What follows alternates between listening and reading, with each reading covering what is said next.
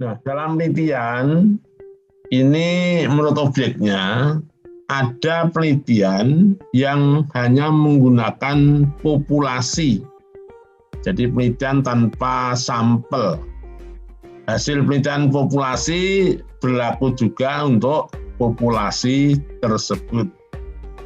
Nah, penelitian populasi ini sering disebut dengan penelitian dengan sensus atau penelitian dengan sampel total. Jadi sampel total itu semua populasi digunakan sebagai objek atau sebagai responden untuk penelitian. Nah, karena penelitian populasi dan diberlakukan untuk populasi, maka nanti ini tidak ada kesalahan generalisasi. Ya, karena populasi berlaku populasi, berarti tidak ada kesalahan. Yang kedua, ada penelitian sampel, tapi sampelnya itu tidak diambil secara random. Dan misalnya dipilih atau kebetulan yang ditemui sebagai responden. Nah, kalau penelitian itu sampelnya tidak diambil secara random, maka hasil penelitian ya hanya berlaku untuk sampel itu saja, tidak bisa untuk generalisasi. Ya.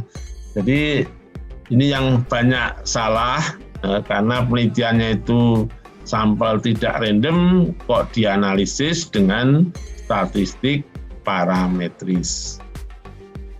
Nah, yang ketiga adalah penelitian sampel, dan karena sampel itu diambil secara random, maka hasilnya dapat diberlakukan ke populasi atau namanya generalisasi. Nah, yang paling banyak itu adalah yang nomor 3. Karena hasil sampel diberlakukan ke populasi, maka di sini tentu akan ada kesalahan generalisasi. Jadi ini prinsipnya ya, ada penelitian populasi, ada penelitian sampel tidak random, dan ada penelitian sampel yang diambil secara random.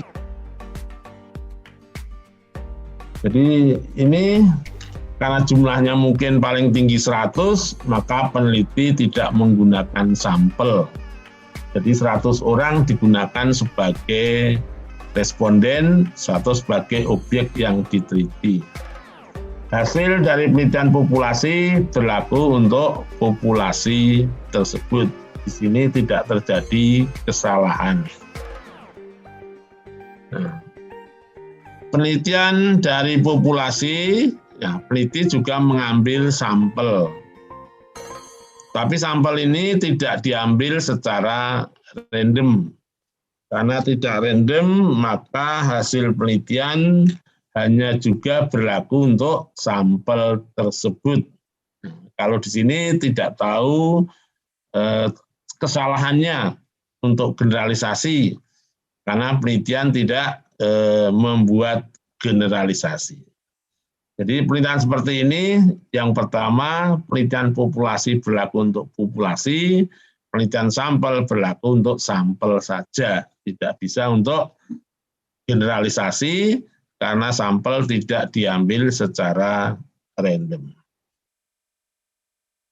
Nah, yang metode survei ini ya, ada populasi, dan peneliti mengambil sampel secara random. Yang dipelajari, yang diteliti adalah sampelnya.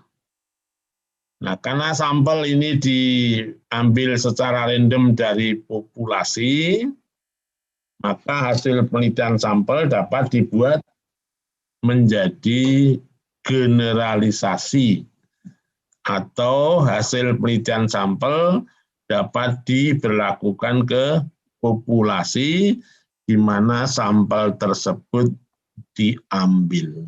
Ya, ini prinsip dasar tentang penelitian sampel tidak random, dan penelitian sampel yang diambil secara random.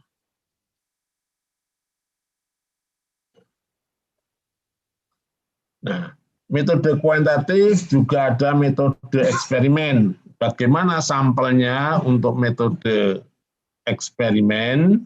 Ya. Nah, sampel untuk metode penelitian eksperimen tergantung pada desain eksperimennya.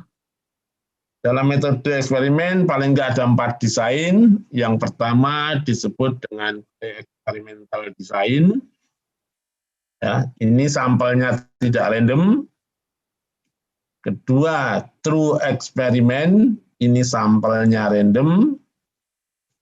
Factorial eksperimen, ini sampelnya random, dan quasi eksperimen, sampelnya tidak random.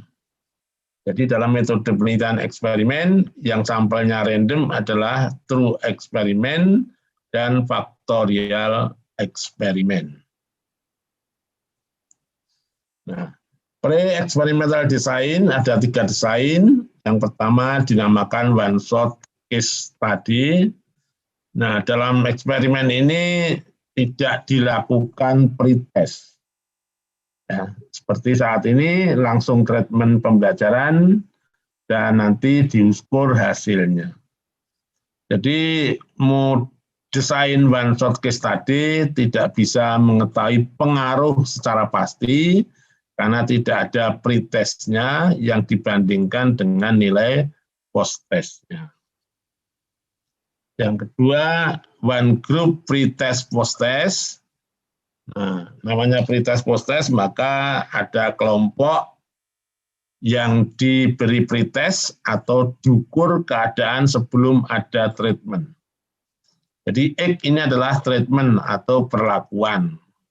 Jadi sebelum perlakuan diberi pretest, lalu dilaksanakan perlakuan, lalu ada post-test.